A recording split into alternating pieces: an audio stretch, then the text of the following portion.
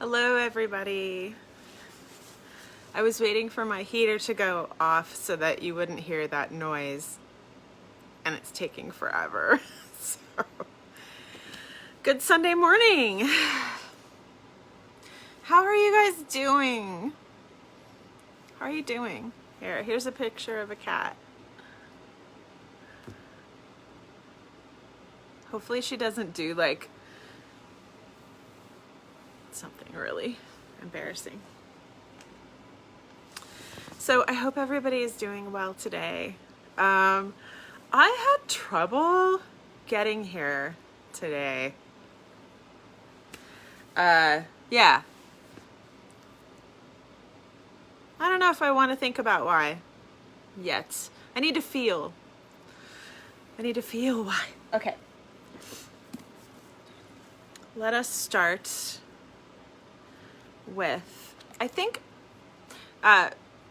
say hi, Max.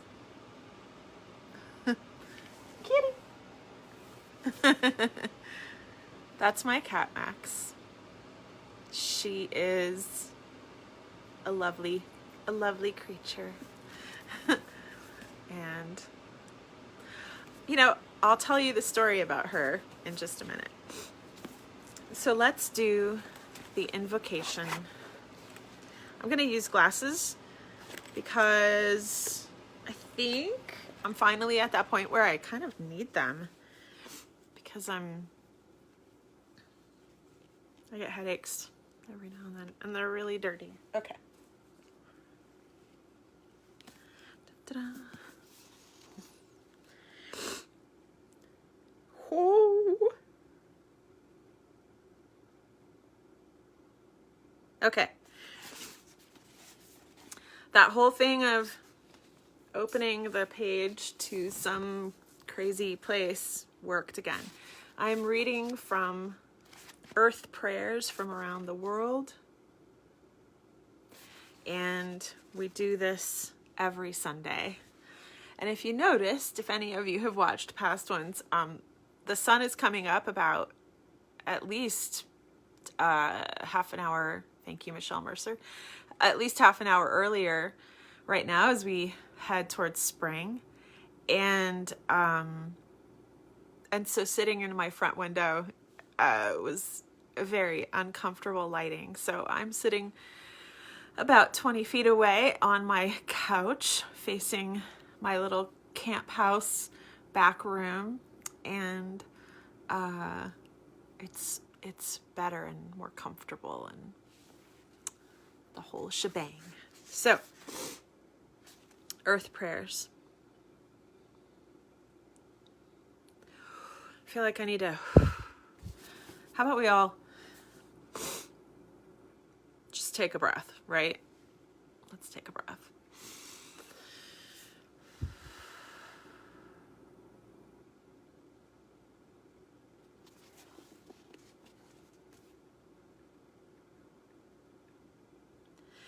When we get out of the glass bottles of our ego, and when we escape like squirrels turning in the cages of our personality and get into the forests again, we shall shiver with cold and fright, but things will happen to us so that we don't know ourselves.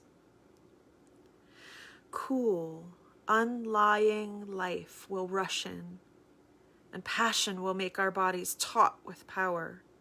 We shall stamp our feet with new power, and old things will fall down. We shall laugh, and institutions will curl up like burnt paper. D.H. Lawrence. Holy shit, that's so good!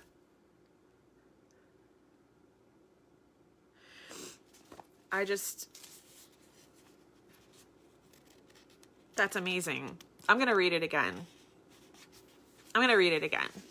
Okay? When we get out of the glass bottles of our ego, and when we escape like squirrels turning in the cages of our personality and get into the forests again, we shall shiver with cold and fright, but things will happen to us so that we don't know ourselves.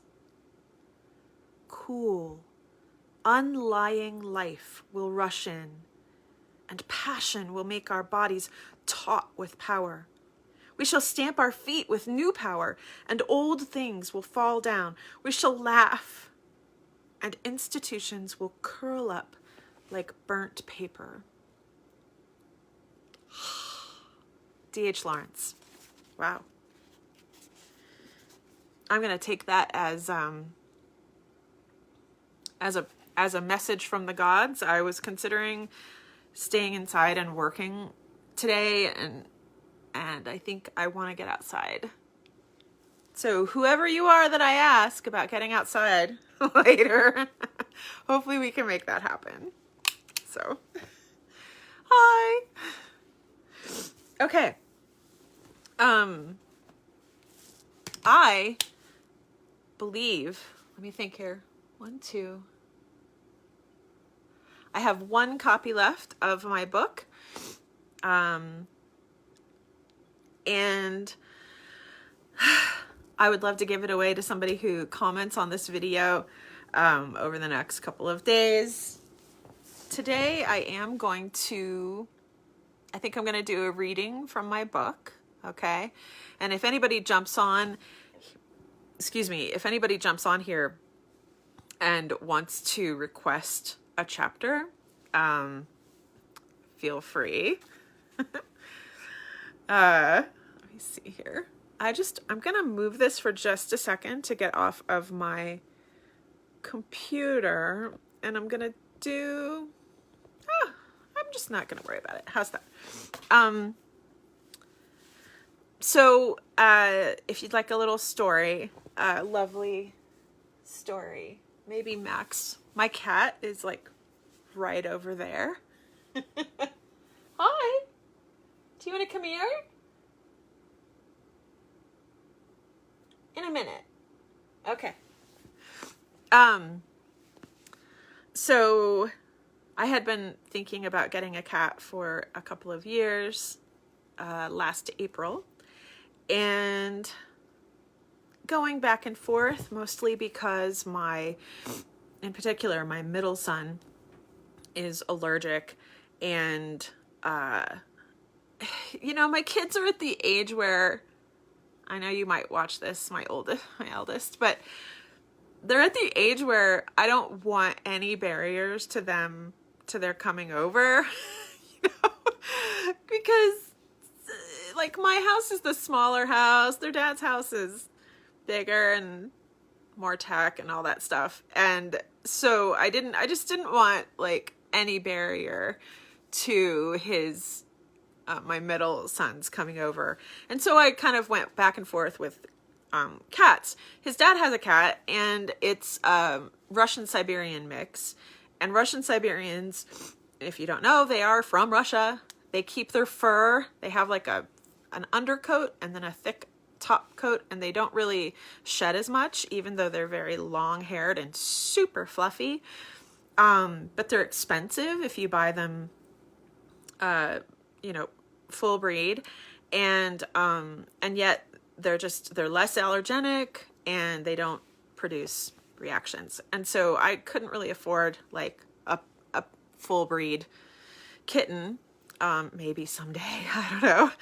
And so I had been just kind of started looking again, and I was leaving my ex's house one day last April, and I had my son, the middle son who is allergic, and his girlfriend with me, and about 2 blocks away we saw my ex's cat. Her name is Shadowclaw. So we saw Shadowclaw, and she's mostly an indoor cat these days, and so we were like, oh crap, she got out. We saw her by a bush, so we pulled over. They got out, go over to the cat, and she was very friendly, which usually Shadowclaw is kind of skittish. But I could see she was like talking to them, and I thought, you go through the thoughts. Oh, that's so cute. Oh, she's like actually like talking. Anyway, I was surprised. And they bring her back, and then it was very clear that it wasn't Shadowclaw. It was another cat that looked very similar and was definitely at least part Russian Siberian. She had matting on all along the left side of her body, but she was just a beautiful cat, sweet and kind of meowing a lot, talking a lot to us. Got kind of scared being in the truck, but was, she calmed down very quickly.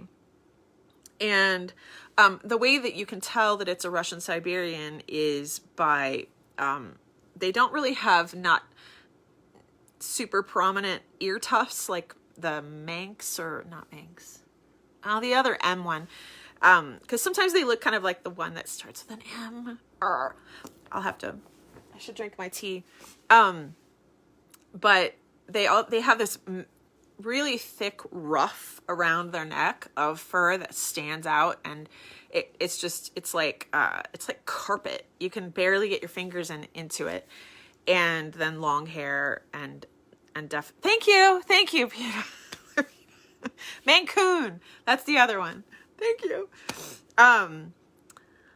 But yeah, so not quite like, they look kind of like Mancoon and big paws, but just this huge ruff around the neck. That's one of the main characteristics, as well as an undercoat.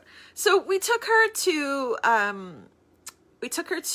the Humane Society eventually that day, because we looked all on social media and on all of the lost pet sites and tried to find out if somebody had lost this cat, because Russian Siberians are expensive and they're super friendly. They call them like dog cats, they follow you around and talk, and very smart and all of that. And so we took her to the Humane Society, and they kept her, and we put her on the lost pet, and nobody claimed her. And then she came home, and now she's my cat. And it took me a while to name her. I was trying to come up with, I'm a writer. I like names. I love names. I geek out over names. But I kept going back to my mom's name, which sometimes I feel like that's just my default. I'm gonna bring my mom into it. She died in 2012. And so I kept trying to kind of avoid that. But then I realized that my cat has green eyes like my mom. She's taupe, white, and gray, which were my mother's like color background. She just always wore. When she died, this is a story within a story, but I got her. Ooh, I don't mean to cry every time, but I got her clothes, and there were like 30 bags of clothes, and I kept them in my living room for like a year, maybe. I couldn't deal with them. Maybe even longer, actually. Maybe a year and a half, because it was the summer that we had all the fires. I think it was 2014. So my mom died in 2012 in December. And then in the summer of 2014, when we were just waiting to see if our city was going to burn down, I started dealing with these 30 bags of her clothes, and she had like 27 white shirts. And I mean, if I had separated it by color, there would have been this huge pile of gray and a huge pile of white, and then some taupe. So my cat, she's taupe, white, and gray, and sweet and affectionate, just like my mom. And I realized, no, your name is Max. My mom's name was Maxine. Your name is Max. And so, it's a teaching moment for me, right? I wanted a cat for a couple of years. Couldn't really afford the kind that I wanted. Kept looking. And then suddenly, at some point, she showed up on the side of the road. Like, to be with me. And sometimes it's that effortless getting what we want. I've been working really hard to get my life to a place where I want it, but also working really hard to understand what I actually want, which I think is it's one of the harder parts.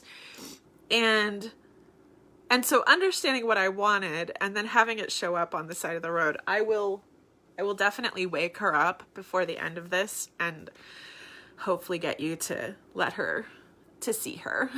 She's a lovely little kitty and a beautiful creature inside and out. But I'm biased. But yeah. Speaking of work. Okay. So I will be, hi Sharon. I will be giving away that last copy of my book. If you don't have a copy, comment, and I will be drawing, pointing my finger, doing some way if we have more than one or two. I'm all stuffy now because I cried. Let me see here. Book. Okay. Just making a note. Second tangent of the day.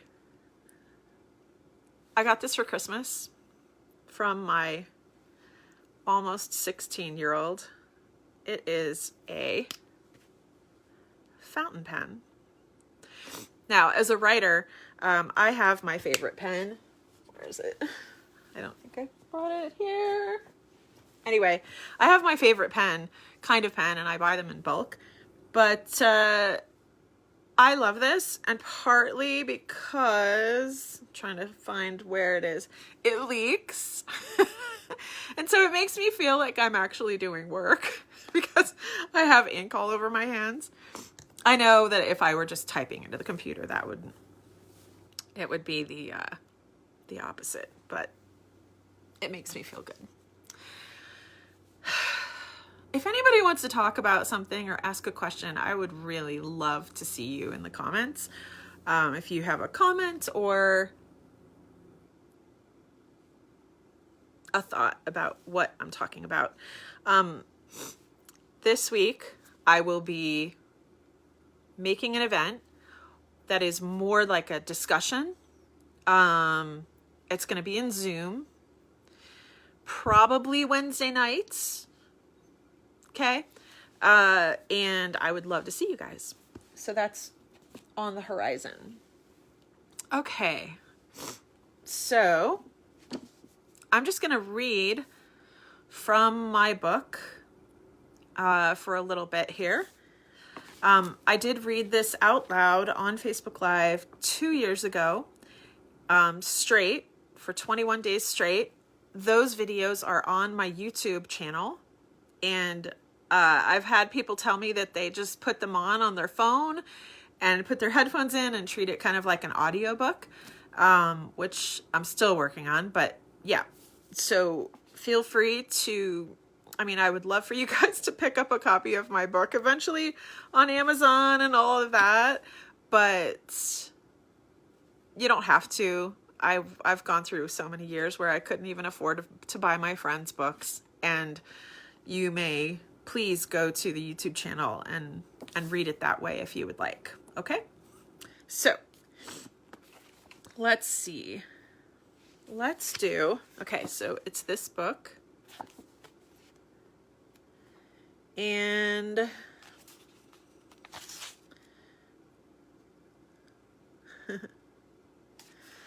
I won't read. Okay, let's see here. Anybody have any? Nope. All right.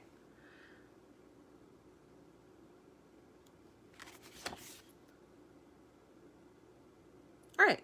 So you know what? I'm just going to read from the beginning, and then we'll just see how that goes. Okay? Okay. And I will go off. I feel like my brain isn't quite awake yet. Is that okay? My brain is a little muddy this week. I almost didn't make it here. Third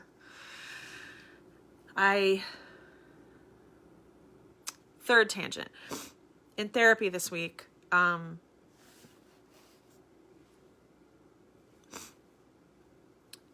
you know, everybody has traumas, even if they're just like as a little tiny baby and we misunderstand and then we hang on to those things, right? And and mine caused me to, like, I couldn't feel. I had to turn off my feelings in order to, my very early stuff that happened, I had to turn off my feelings. And so my brain, my analyst side, took over. Okay. And, you know, I was lucky that I had some intelligence for it to work with, I guess. Although I don't know if that was lucky. It might have been unlucky, because it became such a part of my identity that to actually feel my feelings and process them in the moment is still hard. And yeah, and I know that sounds silly. Like, if you watch these at all, I cry all the time. But what usually happens is I can explain that immediately. And I have to explain it in order to be able, like, to have permission to feel. And so now I'm coming into a time in my life where just feeling, and if I want to express it, but express it to myself, that's the goal. I want to feel and know how to move inside my life without having, like, I actually associate kind of the analyst to the ego in our invocation today, like letting the ego go, but letting the thinking mind go. I don't really believe there are any true separations. They are all interwoven. They are all together. We are not separating it out kind of allows us to understand it, but experientially, I feel like we have to experience it as a whole. Mind, body, spirit, all of those things. However, it does help to think through, I'm letting go of my analyst and I'm going to, what am I actually feeling right now? And it's been a little bit muddy lately, and I did some really good work in therapy to let go of the pain that kind of blocks feeling, letting go of the weight of pain without letting go of the memories of the experiences, because that's always a fear. Okay, I'm going to read. Thank you, Lupita. Let me. There we go. Okay. About the development of the self. Okay. Lupita said, I would love to hear you talk about the development of the self. Your comment about getting what we need when we need it and figuring out what we actually want touches on things I'm currently exploring too. I love you.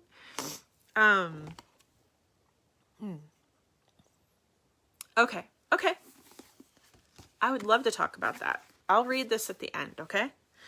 I have opinions. Again, to go back to the kind of beginning, forever and always, I'm a seeker. Like, I have to admit this, right? I have to admit, I like being right. Everybody likes being right. And so, but for me, I like finding out when I'm wrong so that I can be right. So, hang on. Okay. I'm drinking tea today. Thank you, Lupita. Just gonna. Okay. This is the Good Earth orange spice with a cinnamon stick.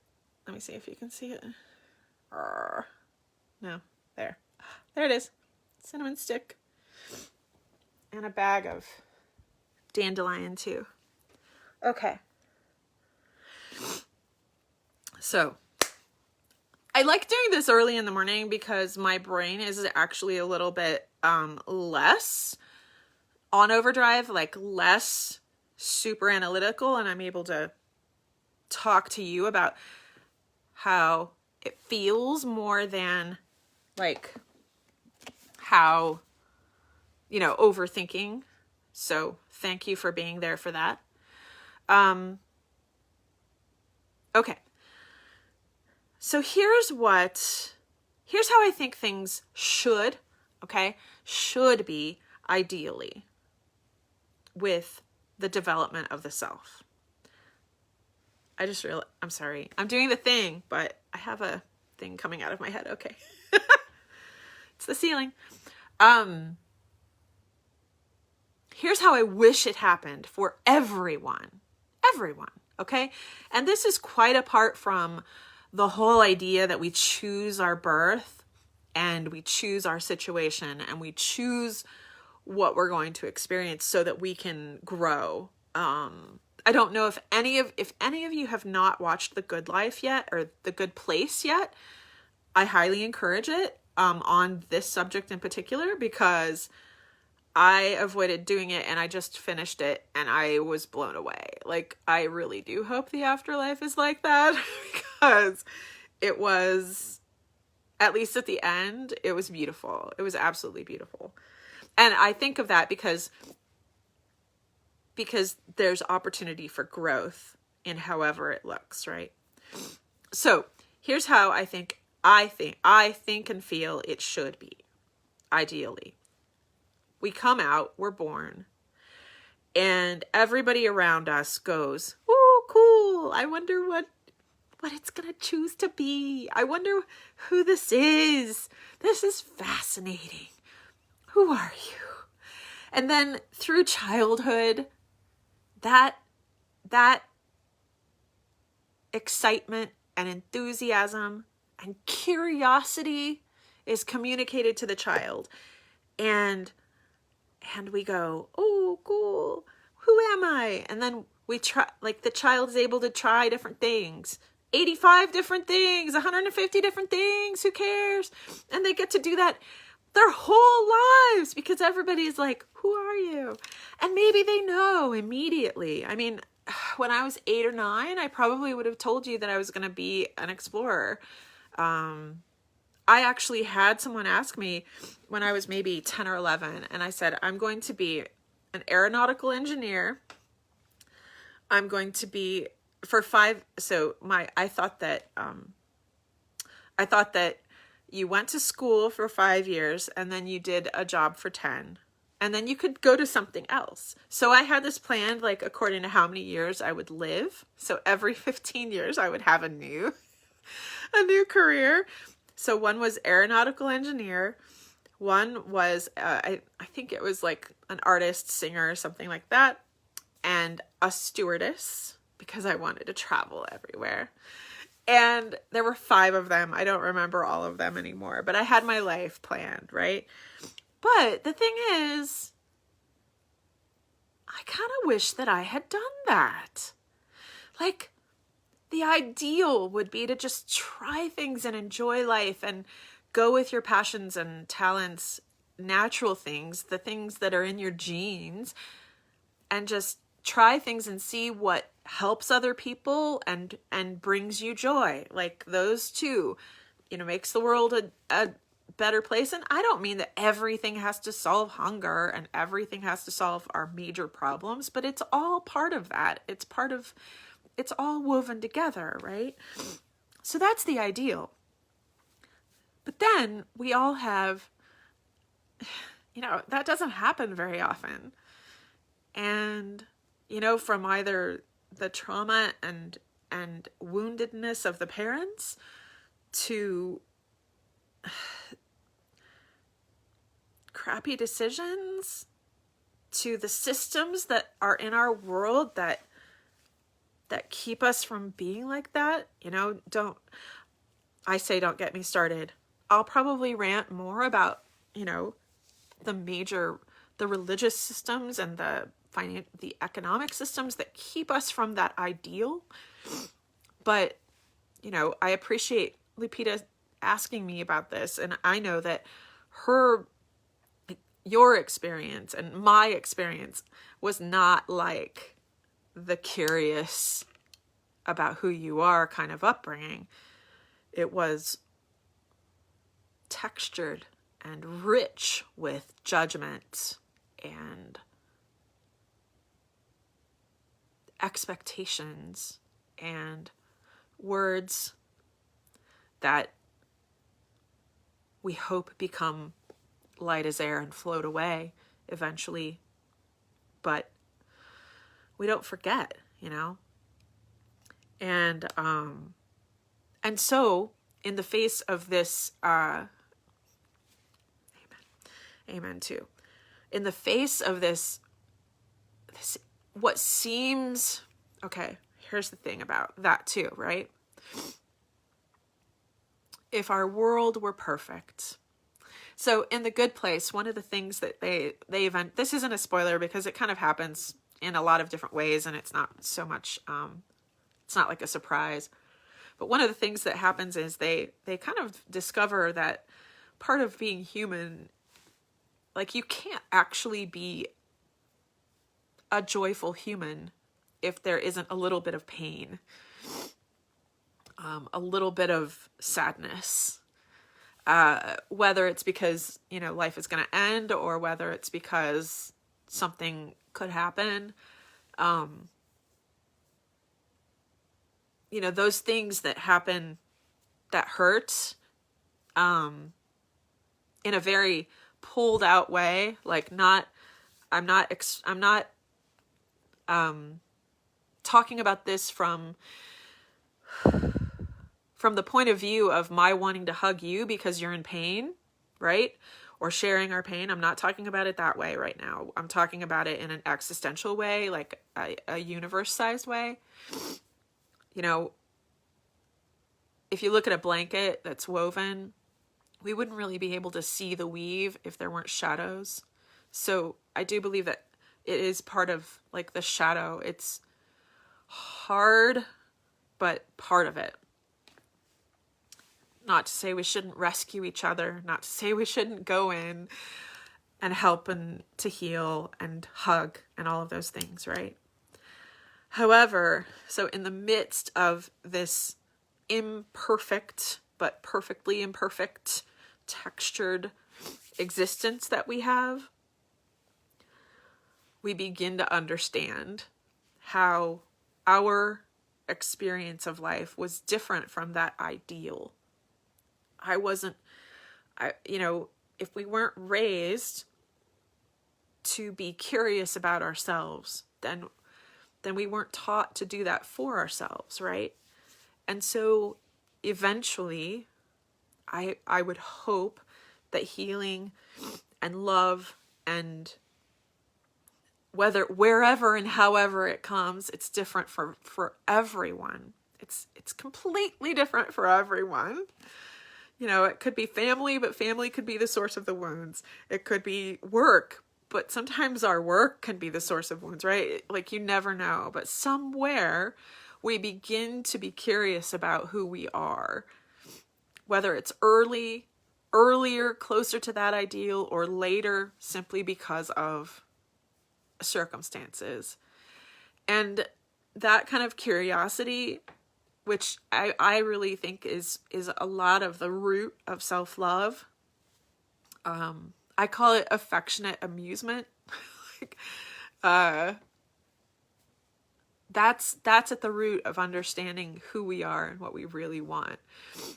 And I don't know, a few years ago, I'm not saying I do what I'm about to describe perfectly because God knows I don't. This morning, like I said, it was really hard to get here, and part of it was how I was seeing myself this morning and my week, and it's been busy, but I haven't gotten some things done that I've been working on, and I feel very kind of mushy and flawed today. Hi, Deb. And like always, mushy and flawed. But you know, as we begin to move from whatever we were raised with telling us who we are and who we were, to being curious about who we are. You know, that's a messy process sometimes, maybe almost always. But if we can cultivate, and I mean cultivate, so that's a huge word in this process, with the development of the self, right? Like, oh gosh, sorry, my brain is blowing up.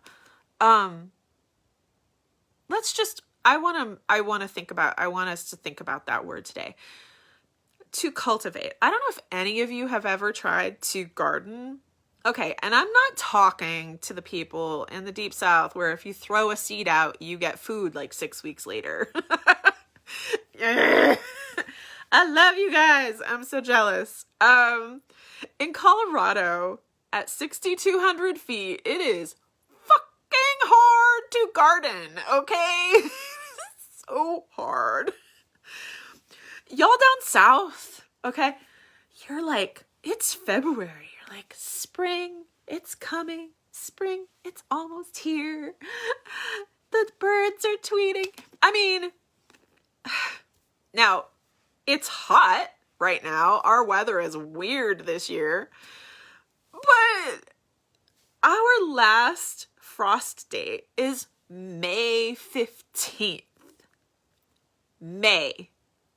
Okay? Not March and not April. It is May. So the word cultivate in Colorado has a little bit of a heftier feel to it. So just experience the word cultivate with me from the perspective of being in Colorado, where we start our seeds like maybe in March-ish, and that's the early stuff. 9 times out of 10, there is a snow at the end of April. April is our snowiest month usually. We'll see this year, who knows. But May, usually I have pictures of my daughter in her Easter dress with snow. Okay, so cultivating, this word cultivating has deep, hi Evelyn, has deep roots. It has much power here because cultivating, like, you get the right soil kind of for the seed, and then you have to give it the right amount of water and the right amount of sun, and then you have to transplant it to the right amount of, like, it's kind of fiddly, you know? It's hard to get the right, okay, water for one thing, but it's kind of hard. And in Colorado, it's hard to keep things like alive because between hail, late snows, we've had snow in June, you know, I mean, it's hard to cultivate things here. And so when we move from the place of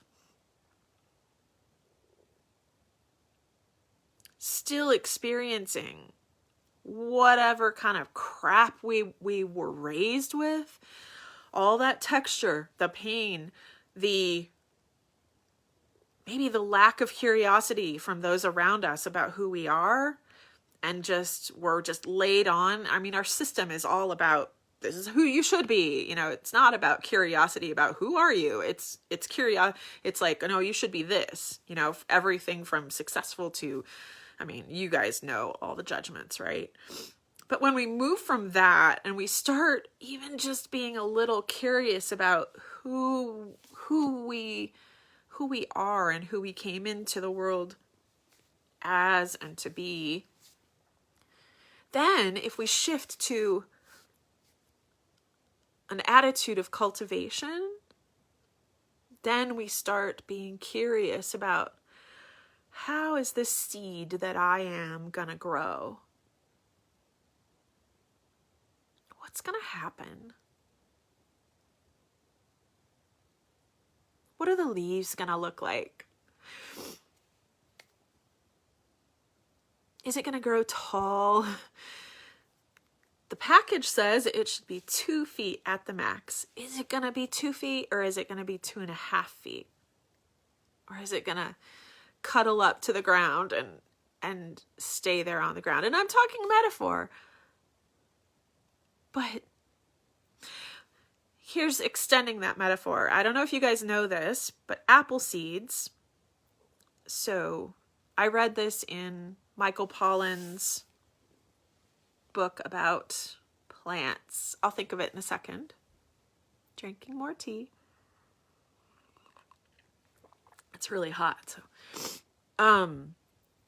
So when you take an apple, say you've got a golden delicious, I love that name, or a pink lady. If you take the seeds from that apple and you plant all of them, 5 seeds, let's say, you will get 5 different kinds of apple tree. I don't know the scientific term for it, but the seeds do not replicate what the apple actually is like. And so, we come from our parents. I definitely got the communication gene from my mom and dad, or learned it watching my dad be a preacher and my mom be a teacher over all the years. But it's also me too. So, there's DNA and genetic structure there, but it's also like, what is this seed gonna do? So when we shift to a place of curiosity about ourselves, and then leveling up to what I call affectionate amusement, like treating ourselves as though we just fell in love with ourselves. Like, I don't know if any of you, when you have a crush, it's like we have a crush on ourselves. When you have a crush, you're like, oh, isn't that little thing that they do really cute? 15 years later, it could annoy the hell out of you and whatever. But isn't it? Oh, that's so cute. Oh, I can even settle into affectionate amusement about how hard it was for me to get here today. I was even more on time than I've been in at least 2 weeks today, but it was like the emotional state. And I could, and I was a little bit judging myself this morning for wanting to skip. I really wanted to say I wasn't feeling up to it today. But then I thought about you guys, and I thought about myself with a little bit of like affectionate amusement instead of judgment. And I thought, no, how do I want to feel today? How do I want to be today? Who am I today? And I decided to show up. Again, not performance, but because I really wanted to. And so that's like figuring out with curiosity. And my God, most of you who are watching, a lot of my dear friends, they know how many times I change my mind. Okay. Apparently it's a Libra thing, but whatever. But sorry, my hair is like attacking my face. I'm like, oh my God, this is the thing. Oh my God, this is the thing. How many times have I done that? Show up for yourself. Amen. Yes, exactly. And we show up for ourselves in a curious, affectionate way, instead of showing up for ourselves in a, oh my God, I have to fix this. Oh my God, if I don't fix this, I'm not going to be who everybody expects me to be. It's more like settling into that curiosity and with affectionate amusement, like interacting with ourselves through, with things. Sometimes that's hard, by the way, because when people have compassion for us, I don't know if any of you experienced this, but especially after my mom died, if people were kind to me, it would destroy me. Like, completely shattered. Okay. And sometimes we're in those places where things are so hard that if anybody is nice, on the one hand, of course it feels good, but it makes it so much more real, right? And so sometimes when we have that for ourselves, it makes it so much harder and harder to get through and harder to handle, that it's hard actually to have like compassion and curiosity and affection for ourselves. Yes, high five. Aren't they great words? But having that towards ourselves, I wish that I had been, I'm not going to cry. I wish that I had been healed. Oh, I am going to cry.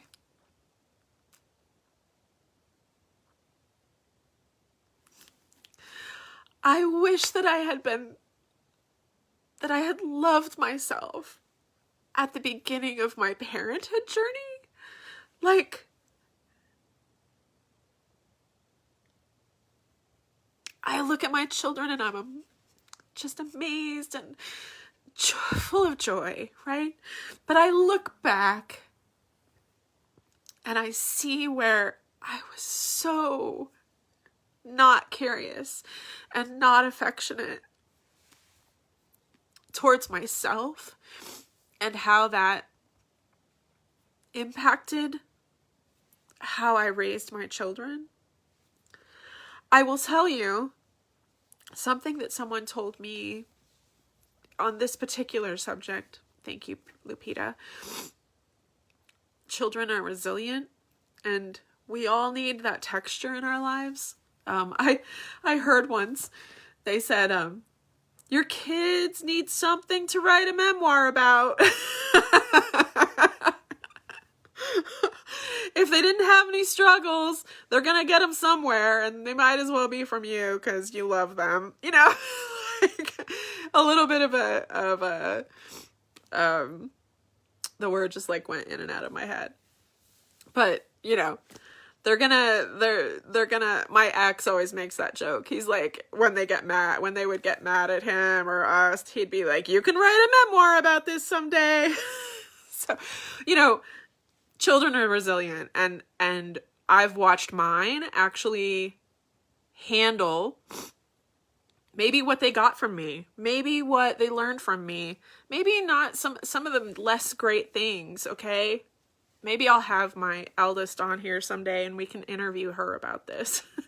But, you know, I watched them heal those parts way earlier than I should have brought some tissue. Way earlier than I have. I mean, I'm 52. I didn't start healing this stuff until I was in my 40s, and they're doing it earlier.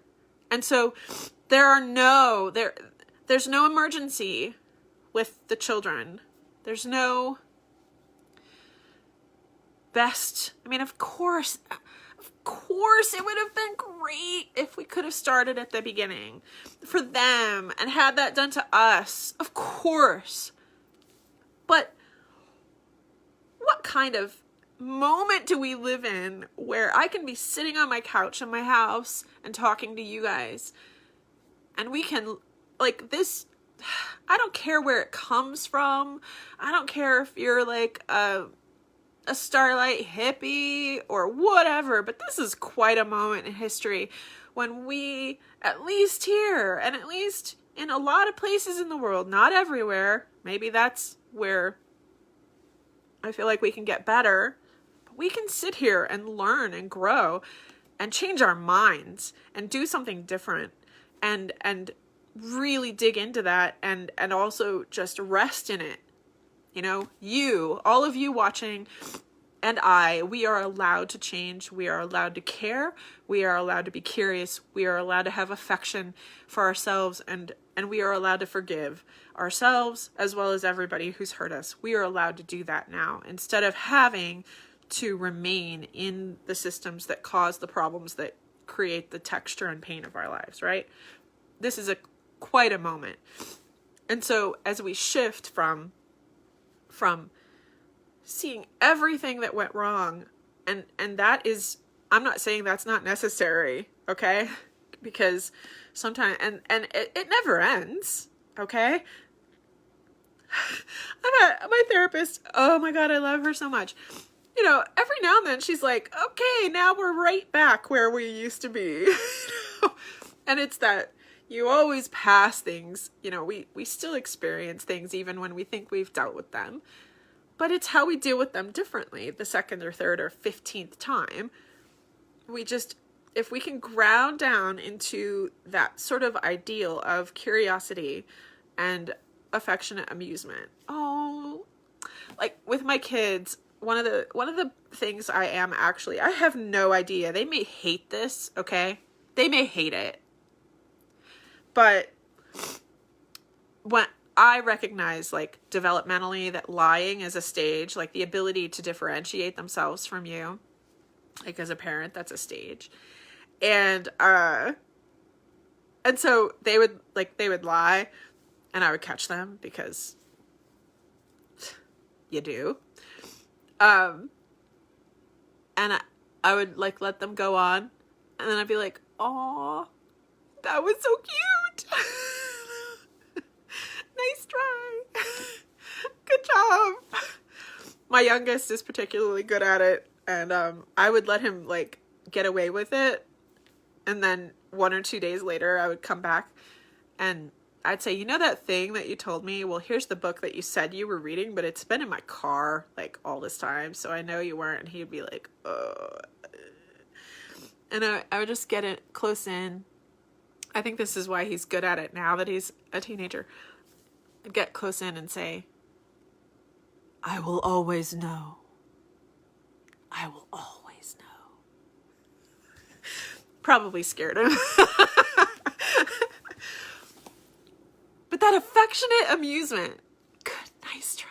Or, "Oh, babe, that's so cute." Or, "Ah, man, here I go again. I did it again." You know? I feel like that's how we grow. That's how we cultivate ourselves, because we recognize that it's not a set. There aren't a set of rules necessarily. Maybe a system that we choose to participate in to see how it helps us grow. But we just try things. There was a part in The Good Place when I was watching this week, and this is not like some huge, you know? I think I was in my kitchen because I'm kind of like, I have to finish. And I heard Ted Danson say to her, "You have to just keep failing. Like, you keep trying things." I have a lot of stuff on my plate right now that's all about development of who I am, like that cultivation. Do I speak? Do I do these things? And when I heard this line, you just try things and then you figure out it doesn't work or you don't want it. So you move on to the next thing. At the end of our lives, do we want to have a sense of guilt? You know, we just want to do what we can in the moment and keep being curious and cultivating the curiosity about ourselves, cultivating the affection about ourselves and other people around us, right? Who are you? Like, who? My friend Hillary, she goes like this. When I say, "I've never told anybody this before," she goes,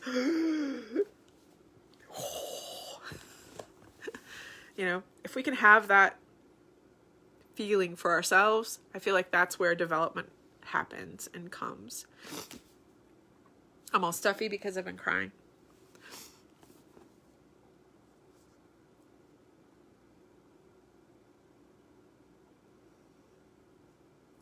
There are so many people right now who are experiencing life in a way that all of this stuff that I've been talking about is not even possible, right? There are people who are like literally being harmed right now in a million different ways. People who are enslaved in a million different ways.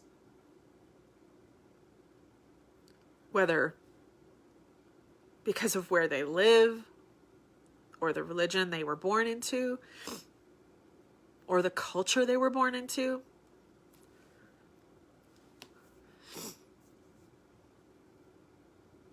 And I feel that just as when I was in my religion, and there was a strong evangelize push, I think that's where I feel like I want to evangelize for those people who I would like the world to change. I would like the world to change so that more people can be curious about themselves. And then, we're curious about ourselves, and then we can be curious about other people and be kind to ourselves and others without like, the religious overtones of, you must be kind, you must be, you must subsume the self, you must do all those things. Because when there's no, see, here's the thing. I'm going to just say what I was going to say, and then I'm going to say something about that, okay? I was going to say, there is no curiosity about other people, or there's no way you can have love for other people if you don't love yourself. I actually think that's bullshit.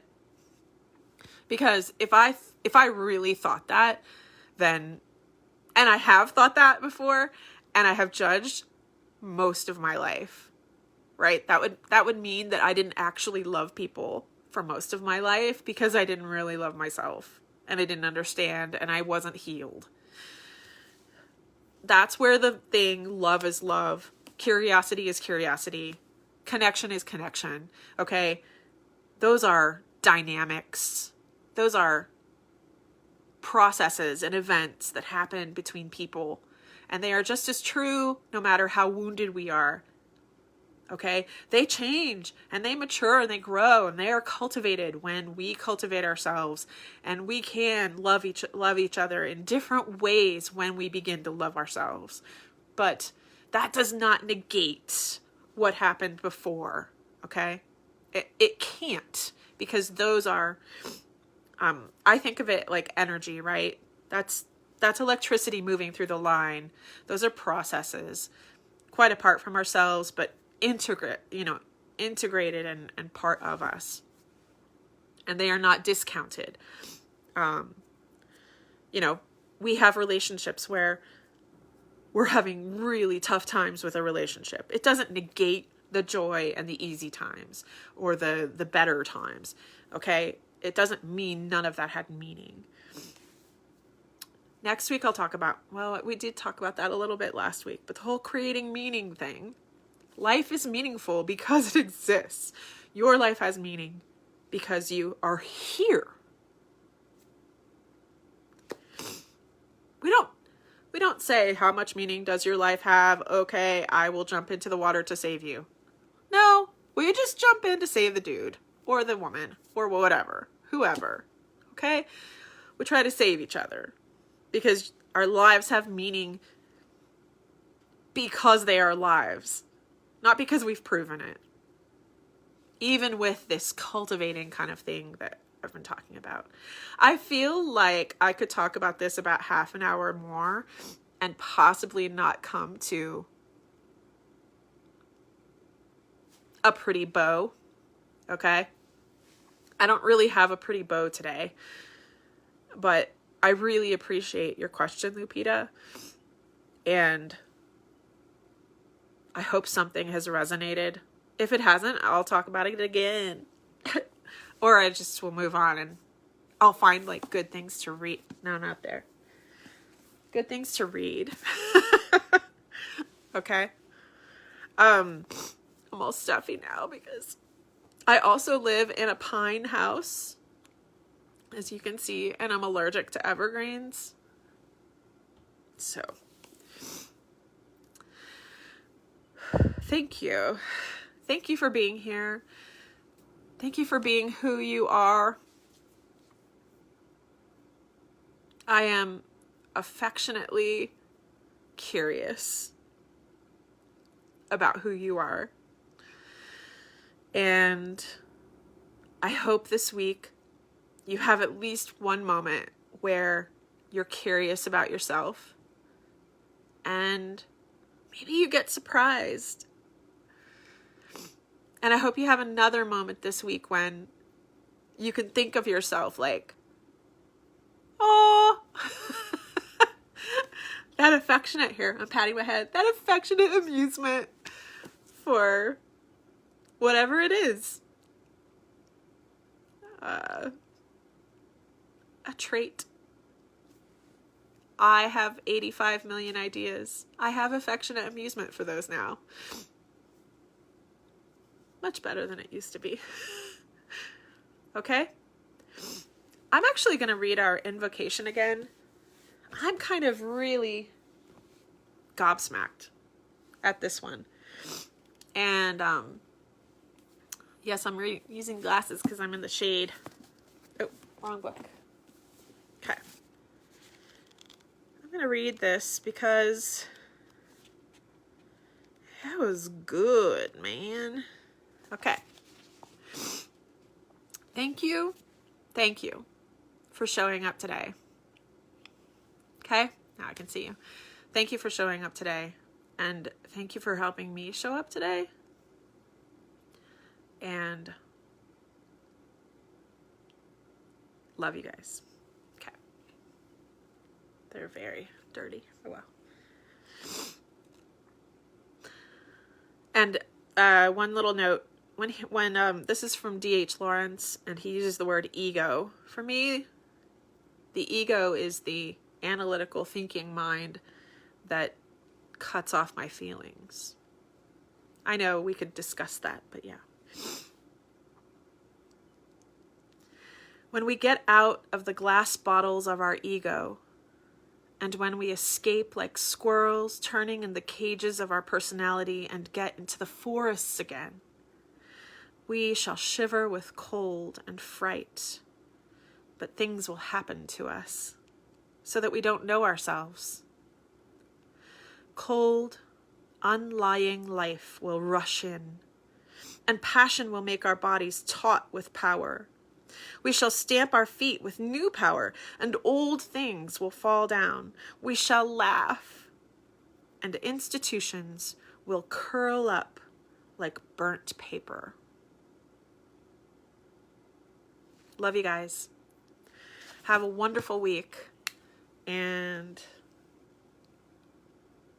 cheers to cultivating curiosity and affectionate amusement. Ciao. I'm trying to do the thing.